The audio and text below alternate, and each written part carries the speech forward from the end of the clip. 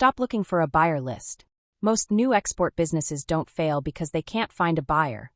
They fail because they actually found one, but didn't have the system to get paid or clear customs. If you're treating exporting like a sales game, you're gambling with your capital. If you're thinking about becoming an exporter, let me say this up front. Exporting is not about luck, contacts, or sending random emails.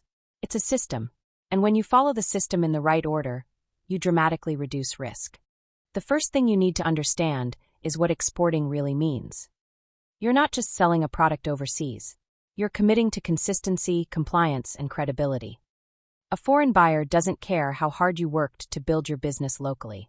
They care whether you can deliver the same quality, on time, every time, and without legal or financial surprises. That mindset shift is step one. Once that's clear, the next step is market selection. This is where most new exporters make their first mistake. They ask, "Where can I sell?" instead of asking, "Where is there proven demand for what I already produce?"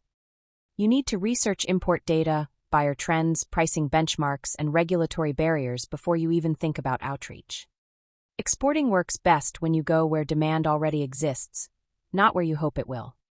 After choosing your market, you need to get your export fundamentals in place. This includes product classification, HS codes, export licenses if required, quality standards, and basic documentation like invoices, packing lists, and certificates of origin. None of this is exciting, but skipping it is how shipments get delayed, rejected, or unpaid. Then comes pricing, and this is where many exporters quietly fail. Export pricing is not local pricing plus shipping. You have to factor in Incoterms, insurance, duties, bank charges, currency risk, and buyer expectations. If your price is wrong, you'll either lose the deal or lose money. Sustainable exporting depends on margin discipline, not desperation. Only after this do you start buyer outreach. And no, this does not mean blasting messages on Alibaba. Serious exporters build visibility first: a credible website, clear product specs, professional photos, and a consistent digital footprint. Buyers check these things before replying. Outreach works when your business looks export-ready, before you ever send the first email.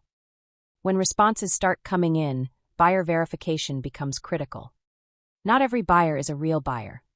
Some are intermediaries, some are fishing for prices, and some are outright risky. You need to verify company registration, trade history, payment behavior, and references. One bad buyer can wipe out months of effort. Once a buyer is verified, you move into payment risk management. Never treat payment terms casually. Advance payments, letters of credit, escrow services, these are tools, not obstacles. The goal is simple: get paid on time without stress. Exporting without a payment strategy is gambling, not business.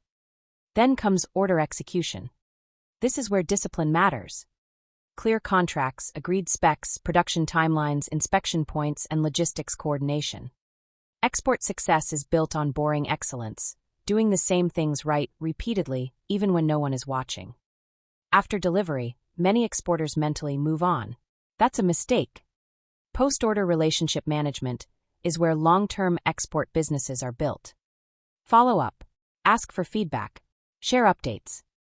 Reliable exporters don't chase new buyers constantly, they grow with existing ones. Finally, you need a way to assess yourself objectively. That's why an exporter readiness scorecard matters. Market research, buyer pipeline, payment strategy, operational capacity.